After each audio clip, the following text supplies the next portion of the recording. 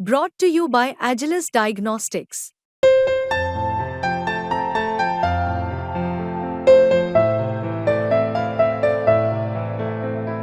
Agilus Diagnostics. घरात घुसून कापड पिटीतली काढून ही काय शोधत होती तू? ही शिवभक्तांनी काम केलं काय आणि आज हे काय करतात? हा मग त्यांनी आणले का? ही आलेली शिवभक्त जाहीर करतात नाही आलेली ही मंडळ बघा आम्ही शिवभक्त आहेत. शिवाजी महाराजांच्या नावावर कलंक आहे यांचा. मी बोलतो मला अभिमान आहे शिवाजी महाराजांचा. या किल्ल्याची बदनामी ते करताय स्वतः. गावातले प्रत्येक कुटुंब आपले घर सोडून जंगलात फिरत होते बारकी पोरं घेऊन. एवढं पाऊस होता, इतकी भयानक परिस्थिती होती. जवळजवळ 2000 लोकांचं तरी मिनिमम ऑफ मला वाटतं असेल गावात. आणि त्यांनी एकही घर सोडलं नाही. प्रत्येक घरात घुसायचं, घराची तोडफोड करायची. आज त्यांच्या घरात घुसायचं, त्यांच्या तिजोऱ्या फोडायच्या. अहो बायका बरोबर जंगलात तलवारी घेऊन त्यांच्या मागे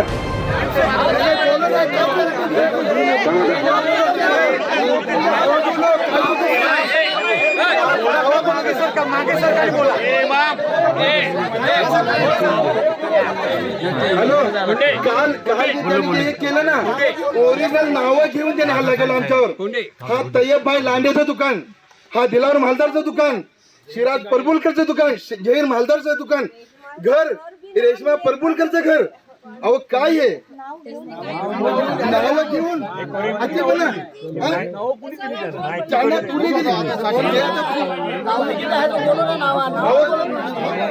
गावातली पण आहेत, गावातली पण मेंबर आहेत, त्यांना सगळं माहिती आहे. त्याच्यावर गुन्हा करा. अहो घरात घुसून एक मिनिट आहे, घरात घुसून कापड पिटीतली काढून ही काय शोधत होती तू? ही शिवभक्तांनी काम केलं काय आणि आज हे काय करतात? हा मग त्यांनी आणले का?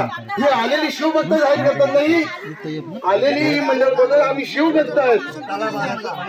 शिवाजी महाराजांच्या नावावर कलंक आहे यांचा. मी बोलतो मला अभिमान आहे शिवाजी महाराजांचा. या किल्ल्याची बदनामी ते करताय स्वतः.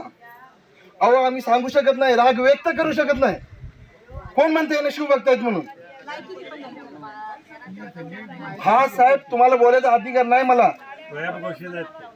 साहेब राग व्यक्त करू शकत नाही, सॉरी. पण हे आता आमच्या भावना पण तुम्ही ओळखायला पाहिजे. आम्ही काय करू इच्छितो त्यांना. अहो बायका बरोबर जंगलात तलवारी घेऊन त्यांच्या मागे. पोलिसांची पण अशी पळपळ झाली, वर काहीतरी झालंय म्हणून पोलीस सगळे वर गेले पळ. आणि त्यांचाही नाईलाज झाला. म्हणजे तेवढ्या पोलिसांना ती पब्लिक आवडली नाही. पोलीस जखमी झालेत, कमी 5-6 पोलीस नंतर आले होते, ते सुद्धा जखमी झालेत. पण ती 150-200 माणसं एकदम आल्या कारणाने त्यांचा सुद्धा नाईलाज झाला. आणि अशी त्यांनी गावात नासधूस केली. भयानक म्हणजे भयानक. साहेब मला 300-400 पोलीस होते. मला काय एवढं एवढं काय सर मला अंदाज नाही. पण आम्ही पीआय बरोबर चर्चा केलेली. पीआय सरांनी सांगितलेलं तुम्हाला मशिदीसाठी, आणि मी तिथं सेपरेटली एक पोलीस होते त्यांना सांगितलं मी जाऊन, तुम्हाला तिथं पीआय सरांनी आम्हाला इथं सांगितलंय मशिदीसाठी 5+10+5 असं 15 लोकांचा बंदोबस्त दिलेला. तुम्ही एकटंच इथं थांबलात. तिथं मॉब जर आला तर तुम्हाला ते आवरणार नाही. तुम्ही काय करणार? नाही बोलतात आहेत पुढे गेलेले आहेत सगळे येणार. आणि तिथं कोणीही नव्हतं. ज्यावेळी पोलीस आलेत नंतर 2-3 पोलीस किती आलेत मला काय माहित नाही. पण नंतर इतका दंगा झाला की त्यांनी सुरुवात जी केली 12:30च्या दरम्यान 5 वाजता ती दंगा बंद झाला. आणि महाराज सांगायचं इच्छितो, ज्यावेळी राजे इथं होते राजेंना राजे एक हात फक्त दाखवत होते ते थांबत होते. राजेने म्हणाले ते शिवप्रेमींचा आक्रोश आहे, मी तुम्हाला समर्थन सुद्धा करू शकत नाही. अशी परिस्थिती इथं झालेली आहे. राजेंचे पीए आले होते, पीएने बाकी सपोर्ट केला. त्यांनी लगेच अँब्युलन्स वगैरे मागवले. आमच्या भावाला तिथं अँब्युलन्स मधनं ते नेलं. आणि एका घरावर 4-4 वेळा. म्हणजे आता अशी परिस्थिती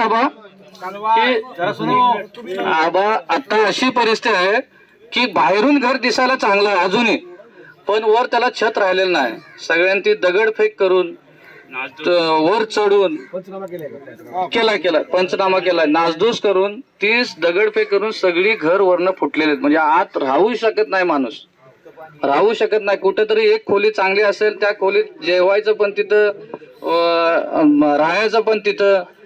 अशी परिस्थिती म्हणजे जेणेकरून आंघोळ जर करायची असेल तर नुसतं बाहेर यायचं, पावसात भिजायचं आणि आत जाऊन अंग पुसून घ्यायची अशी परिस्थिती लोकांची इथं झालेली आहे. आमच्या आई वडिलांना घेऊन, वडील आमचे आजारी आहेत, त्यांना मी हॉस्पिटलमध्ये ऍडमिट करून आलो आता मलकापुरात आहे.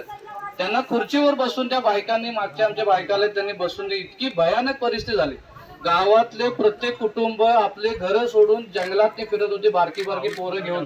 एवढा पाऊस होता, इतकी भयानक परिस्थिती होती. जवळजवळ 2000 लोकांचं तरी मिनिमम मॉप मला वाटतं असेल गावात. आणि त्यांनी एकही घर सोडलं नाही. प्रत्येक घरात घुसायचं, घराची तोडफोड करायची, आज त्यांच्या घरात घुसायचं, त्यांच्या तिजोऱ्या फोडायच्या, तिजोऱ्यातले पैसे गोल्ड सगळे घेऊन जायचे. माझं तर वैयक्तिक माझ्या घरातली तिजोरी फोडून त्यांनी गोल्ड ते पैसे वगैरे घेऊन गेलेत. माझ्या सिलेंडरची एजन्सी आहे, ते सिलेंडर पूर्ण गावातनं फेकून टाकले. जवळजवळ 200 टाक्या त्यांनी गावातनं इकडे तिकडे फेकून टाकलेत. पाण्याची एजन्सी आहे, 600-700 बॉक्स पाण्याचे इकडे तिकडे त्यांनी पसरून टाकलेत.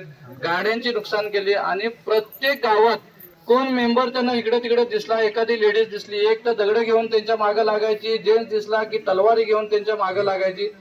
माझा इथून तलवार एखादी निसटलेले, इथून तलवार, इथनं आम्ही सुटका करून गेलो तरी आमचा एक भाव त्यातनं त्यांना तलवारीचा हल्ला न करता पायपा रॉड वगैरे होतात, त्यांनी त्याच्यावर ते हल्ला केला. इतका भयानक हल्ला केला.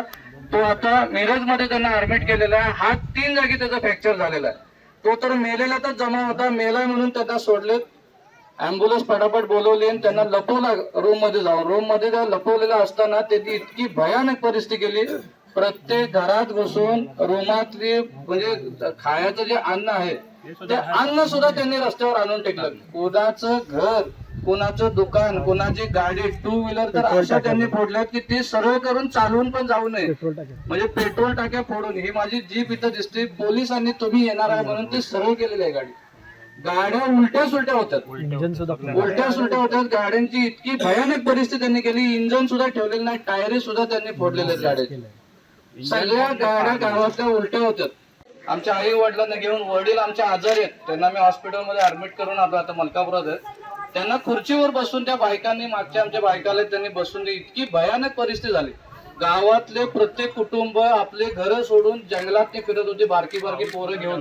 एवढा पाऊस होता, इतकी भयानक परिस्थिती होती. जवळजवळ 2000 लोकांचं तरी मिनिमम मॉप मला वाटतं असेल गावात. आणि त्यांनी एकही घर सोडलं नाही. प्रत्येक घरात घुसायचं, घराची तोडफोड करायची, आज त्यांच्या घरात घुसायचं, त्यांच्या तिजोऱ्या फोडायच्या, तिजोऱ्यातले पैसे गोल्ड सगळे घेऊन जायचे. माझं तर वैयक्तिक माझ्या घरातली तिजोरी फोडून त्यांनी गोल्ड ते पैसे वगैरे घेऊन गेलेत. माझ्या सिलेंडरची एजन्सी आहे, ते सिलेंडर पूर्ण गावातनं फेकून टाकले. जवळजवळ 200 टाक्या त्यांनी गावातनं इकडे तिकडे फेकून टाकलेत. पाण्याची एजन्सी आहे, 600-700 बॉक्स पाण्याचे इकडे तिकडे त्यांनी पसरून टाकलेत.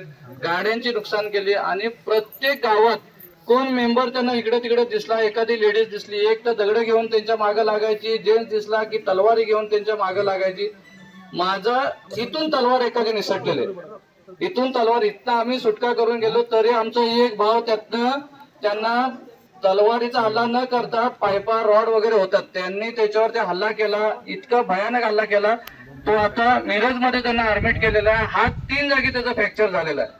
तो तर मेलेला तर जमा होता, मेला म्हणून त्यांना सोडलेत. अँब्युलन्स फटाफट बोलवली आणि त्यांना लपवला रूम मध्ये जाऊन. रूम मध्ये लपवलेला असताना त्यांनी इतकी भयानक परिस्थिती केली. प्रत्येक घरात घुसून रूमातली म्हणजे खायचं जे अन्न आहे ते अन्न सुद्धा त्यांनी रस्त्यावर आणून टेकलं. कोणाचं घर, कोणाचं दुकान, कोणाची गाडी, 2 व्हीलर तर अशा त्यांनी फोडल्यात की ते सरळ करून चालवून पण जाऊ नये, म्हणजे पेट्रोल टाक्या फोडून. ही माझी जीप इथं दिसते, पोलिसांनी तुम्ही येणार आहे म्हणून ते सरळ केलेली आहे गाडी. गाड्या उलट्या सुलट्या होतात, गाड्यांची इतकी भयानक परिस्थिती त्यांनी केली. इंजन सुद्धा ठेवलेलं नाही, टायरी सुद्धा त्यांनी फोडलेले आहेत गाड्याचे.